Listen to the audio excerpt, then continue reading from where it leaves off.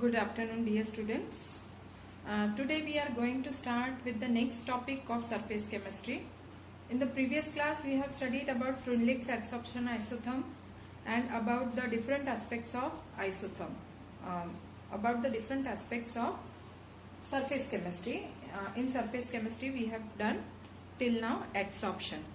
So we'll move further with how Freundlich's adsorption isotherm can be applied in the solution phase. In the last period we had seen for the adsorption of gas on solids, Freundlich's adsorption isotherm.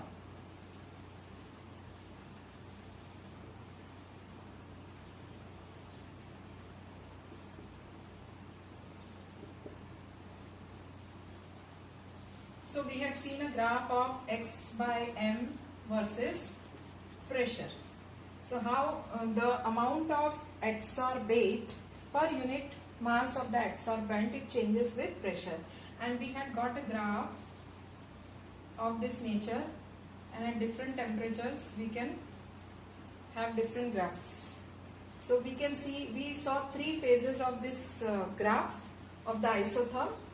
The first part appears to be a straight line, so X upon M is directly proportional to P, or we can say X upon M is equal to K into P, and the last part it becomes parallel to the x-axis, so we can say X upon M is equal to K into P raised to 0. Here the power is 1. So the generalized form of Freundlich's adsorption isotherm can be written as X upon M is equal to K into P raised to 1 by N, where the value of K and N is constant and its values depend upon the nature of the adsorbent and the nature of the adsorbate. The value of N is in between 1 and infinity. So this was all about the adsorption of gas over solids, Freundlich's adsorption isotherm. And one thing which we skipped in the previous period was that the lowest isotherm, if we are plotting more than one isotherm on the same graph. Isotherm means this will be at a particular temperature, this again at a particular temperature. Let this be T1, T2 and T3. So the more amount of adsorption will take place at a lower temperature. We have seen in the previous class that temperature affects the amount of adsorption taking place. If temperature is more, the adsorption will become less. So this will be the highest temperature, because here we can see the value at a given pressure. This much is the amount for this value of temperature, and this is the amount of adsorption happening for T2 temperature, and the same pressure if we see, then the amount of adsorbate which is getting adsorbed is this much. So this is the highest value. So this will be possible only if T3 is the lowest. So here we can say that T1 is greater than T2 greater than T3. I hope that you have understood how to decide this. Okay, if anyone is having doubt, then you can contact me. Let us move on to the same Freundlich's adsorption isotherm, but in the solution phase now. So for solutions, the substance which is acting as an adsorbent, it can adsorb the solute molecules on its surface. For example, we have a solution of acetic acid, and if we put in it charcoal, so the acetic acid solute which is present in the solution with water will get adsorbed on charcoal. So after shaking this solution with charcoal for some time, we will see after some time that the concentration of acetic acid will decrease. It means that the solute got adsorbed on charcoal, and in the solution the concentration of acetic acid became less. So solute gets adsorbed on the charcoal. Same way, litmus solution, if we are shaking the litmus solution with charcoal, then the blue color will fade away. Same way, if precipitates of magnesium hydroxide, a few drops of magnesium, we add magnesium dye and then we shake it, so we will find that the precipitates will become blue in color. Why? Because it will adsorb the dye magnesium on its surface. So these are all the examples of adsorption in the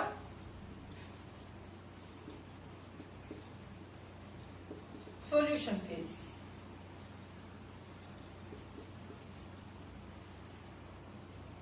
So there are different factors which will affect the adsorption of the solute on the adsorbent in the solution phase.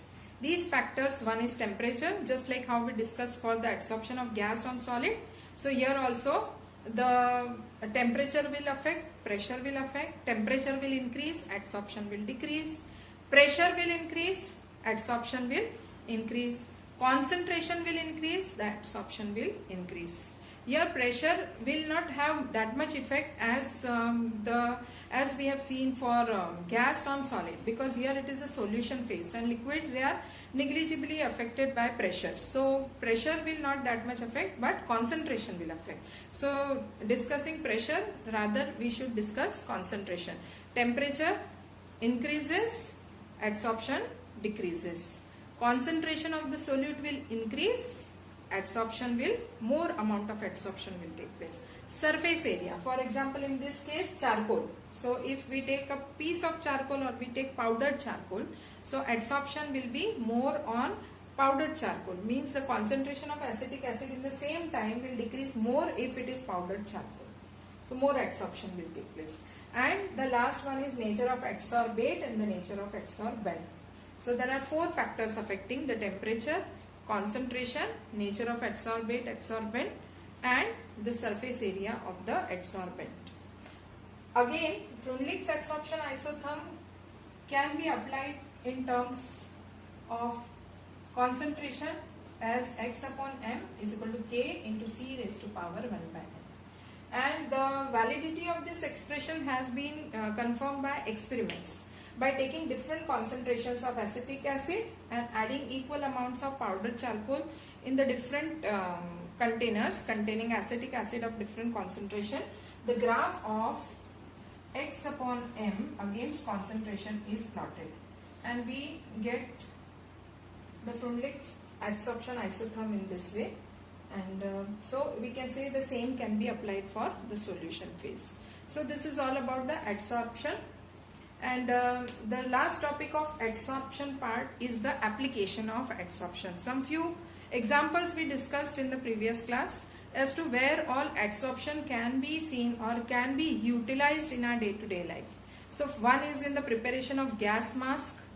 So the mine workers who are working inside, deep inside the mines, so they come across very harmful gases. So they wear a special type of mask. In that mask, some powdered substance like charcoal can be there, which adsorbs the harmful gases. In this way they can save themselves from those exposing themselves to the harmful gases. Then there are certain medicines which adsorb on the body of the germs or of the microorganisms, and then they kill them. So in this way adsorption has a role in medicines also. Another example of adsorption, application of adsorption is in the separation of inert gases. Inert gases such like helium, neon, argon, they can be separated by adsorbing the mixture of inert gases on coconut charcoal, and then as they get desorbed at different temperatures. So by heating it, then we can separate the inert gases. Same way chromatography, which we have seen in class 9th, in class 11, paper chromatography, it also functions on the basis of the application of adsorption only. So there are many such several examples. Some more examples you will get from the textbook also, you can go through it. We will now move on to the next topic of surface chemistry, that is catalysis. So we have finished adsorption over here. The next phenomena is catalysis. Catalysis is also a surface phenomena.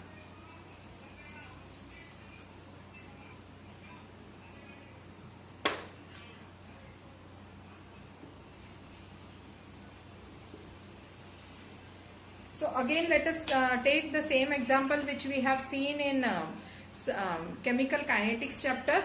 We had seen that potassium chlorate decomposes to give KCl and O2.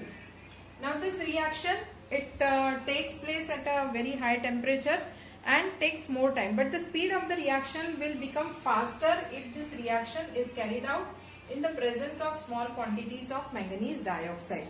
So manganese dioxide acts as a catalyst for this reaction. So what is a catalyst? A catalyst is that substance which increases the speed of the reaction without itself changed at the end of the reaction. Means its chemical composition will not change and its quantity will also not change. Means chemically and quantitatively it will remain same at the end of the reaction. Such a substance is known as a catalyst.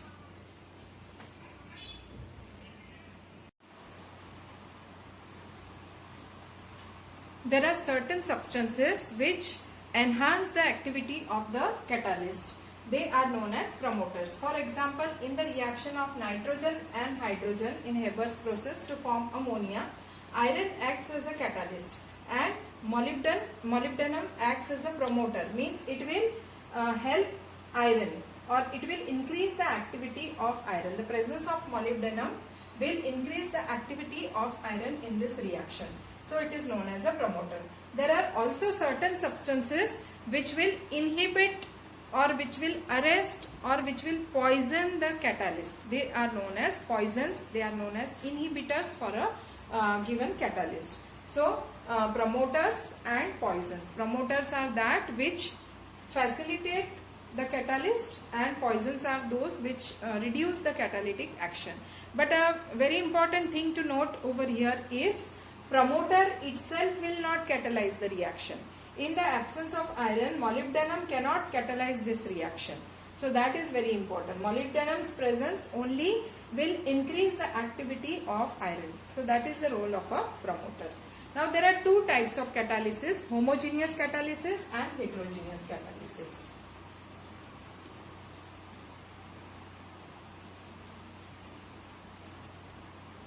Homogeneous and heterogeneous.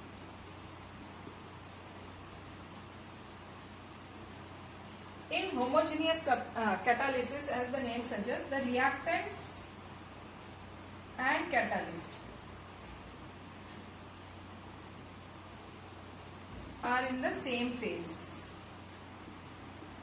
And in heterogeneous catalysis, reactants and catalyst different phase. For example, SO2 gas gets converted into SO3 gas in the presence of nitrogen monoxide as a catalyst. So nitrogen monoxide here acts as a catalyst in the conversion of sulfur dioxide gas to sulfur trioxide gas. Same way, hydrolysis of ester or of cane sugar is an example of homogeneous catalysis. In hydrolysis of ester, ester is in the liquid state, water is in the liquid state, and the compounds formed, that is acid and alcohol, they are also in the solution phase, in the liquid phase. And in the cane sugar also, cane sugar is in the aqueous solution form, water is in a liquid form, and the products glucose, fructose, whatever are formed, they are also in the solution phase. So this is an example of homogeneous catalysis where all the reactants and catalysts are in the same phase. Heterogeneous catalysis, example is, just now we saw Haber's process, nitrogen gas and hydrogen gas react to form ammonia. This is Haber's process. Here iron is used as a catalyst, iron is a solid substance, nitrogen, hydrogen, they are in the gaseous state. So this is an example of heterogeneous catalysis. Same way, sulfur dioxide can be converted into sulfur trioxide in the presence of platinum as a catalyst. So reaction is same, catalyst is different. So here platinum is a metal, it is solid in state, and SO2 is in the gaseous state. So this is an example of heterogeneous catalysis. So catalysis are two types, homogeneous catalysis and heterogeneous catalysis. Next is the mechanism of catalysis.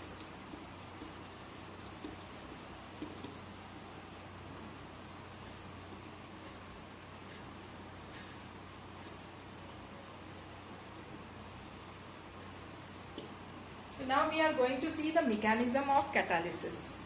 There are two theories.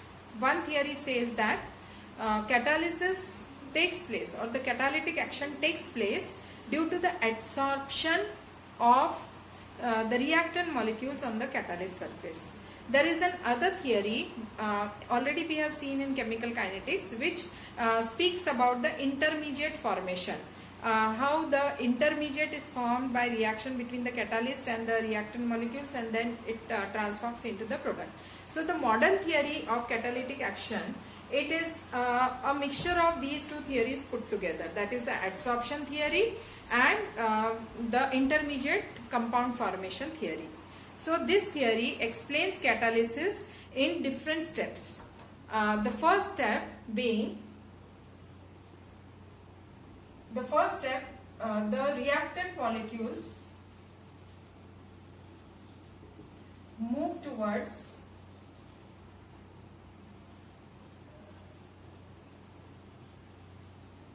catalyst surface, or rather we can say they diffuse towards the catalyst surface. Then second is adsorption of the reactant molecules on the surface, and then what will happen is reactant will get converted into product, and then fourth is desorption will take place of products, and then fifth is products will be carried away.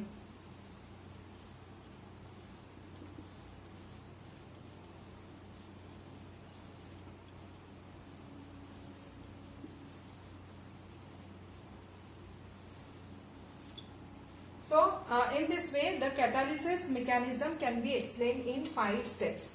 The first is the reactant molecules will be drifted, or they will be diffusing towards the surface of the catalyst. When they reach the catalyst surface, they will get adsorbed on the surface of the adsorbent. Here adsorbent is the catalyst and adsorbate is the reactant molecules. After getting adsorbed, there will be a reaction which will take place between the molecules themselves. So there will be an intermediate formation taking place, which will soon result into conversion of reactant into products. And once the product is formed, then there will be desorption. The product will leave the surface of the catalyst now, and then it will be carried away, or it will be drifted away from the surface of the catalyst, so that the catalyst surface becomes free for more molecules to be adsorbed and more molecules to be converted into the product. So it is a very simple mechanism. Let us take an example of A and B. A and B are reactant molecules. So they will move towards the surface of the catalyst. On the surface, there will be temporary bonds which will be formed between the catalyst surface and A and B. So they are getting adsorbed on the surface, and then what will happen is there will be bond formation between A and B. Still they are joined or linked with the, or adsorbed on the surface of the catalyst, and then AB product, it will get desorbed. Now it has moved away, or it has left the surface of the catalyst and it has become free, and then it will get drifted. Now means the catalyst surface will again become free. AB will move away as a product. So this is what is happening. A and B, they are moving onto the surface of the catalyst. They are getting adsorbed. Then reaction between A and B is taking place. Then A and B are leaving, that is desorption takes place, and then they are drifted away from the surface of the catalyst, so that the catalyst surface becomes free again for more molecules to come and react with each other. So this is how catalysis takes place. And there are two important characteristics of catalyst. One is its activity. Now as we have seen here that the molecules are coming and forming some sort of bonds with the catalyst surface. So how should these bonds be? These bonds should not be very strong or not be very weak. If they are very weak, then the molecules will not be able to stabilize themselves on the surface and undergo some reaction. So the bonds should be moderately strong. If the bonds are very strong, what will happen? Once the product is formed, it will not be able to desorb from the surface. Means it will form a permanent bond with the catalyst surface also. So then the catalyst surface will not become free. So how should be the activity of the catalyst surface? It should be moderate. Not very strong bond should be formed, neither very weak bond should be formed with the reactant molecules. The second important feature of the catalyst is its specificity.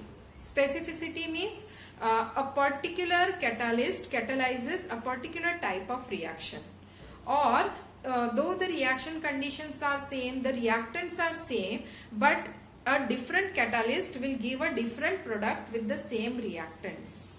There is an example of methane and water which is given in your textbook. You can go through the text. There are very small examples in this chapter and very small concepts which are there. This chapter is basically theoretical, so you have to go through the very minute details of the textbook and learn it. Okay. So if the reaction takes place between carbon monoxide and hydrogen, not methane, carbon monoxide and hydrogen gas in presence of different catalyst.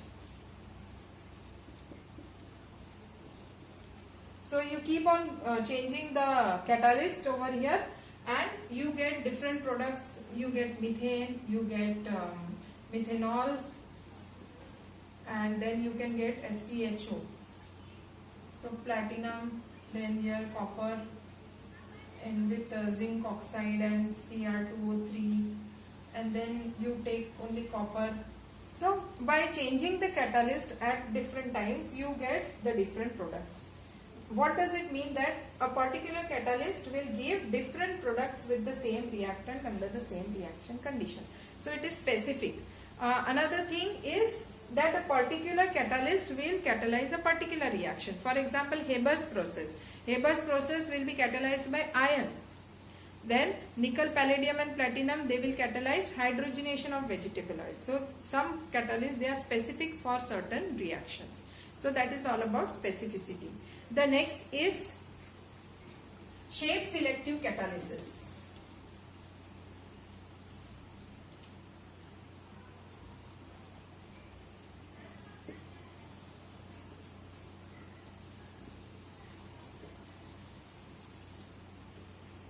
As the name suggests, shape selective. So here the catalyst has some particular type of shape on the surface. The surface is porous and the pores are having some special type of shape. The best example of this type of catalysis is zeolites. Zeolites are aluminosilicates. Means they will have a framework of aluminium, oxygen, silicon. So in silicates, some of the silicon are replaced by aluminium. We have seen in class 11 in P block what are silicates, what are zeolites. So zeolites are aluminosilicates. Now these zeolites, they have porous surface structure, and depending on the shape and size of the pores, some particular type of reactant only can fit into these pores, and only those can react. So we can call them as shape selective catalysis. Zeolite acts as catalyst, and as they have a particular shape of the pores, size of the pores, they will allow only particular reactant to fit on them. So this phenomena is known as shape selective catalysis. A very important example of this category is ZSM5. ZSM5, it is an example of zeolites and it is used for cracking of petroleum.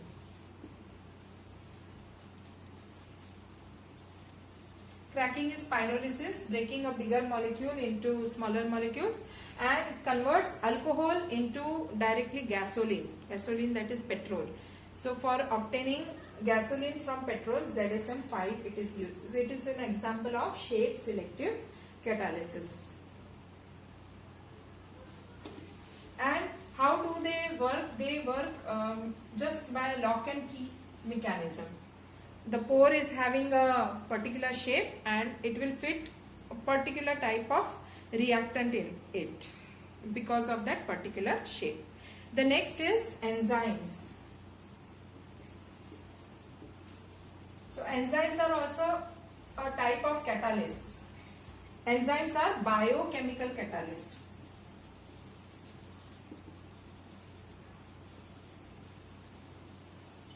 So enzymes are macromolecules.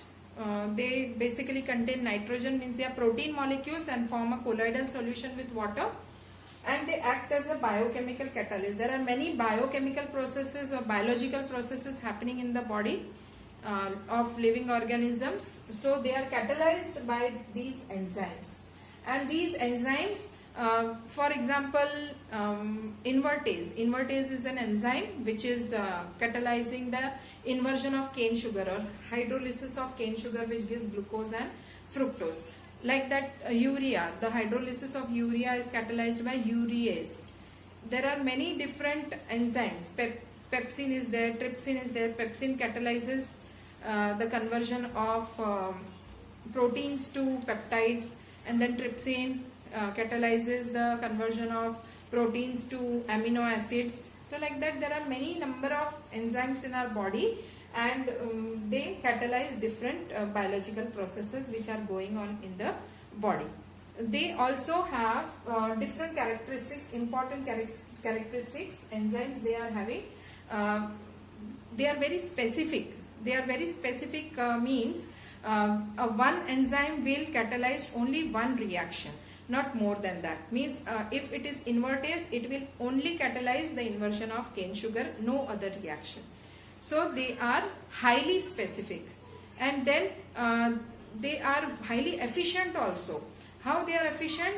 A single molecule of enzyme can catalyze millions and millions of reactant molecules. Means once the surface is free, again it will react with another molecule. Like this, it keeps on reacting. So it is highly efficient, and they function at optimum conditions of temperature and pH range.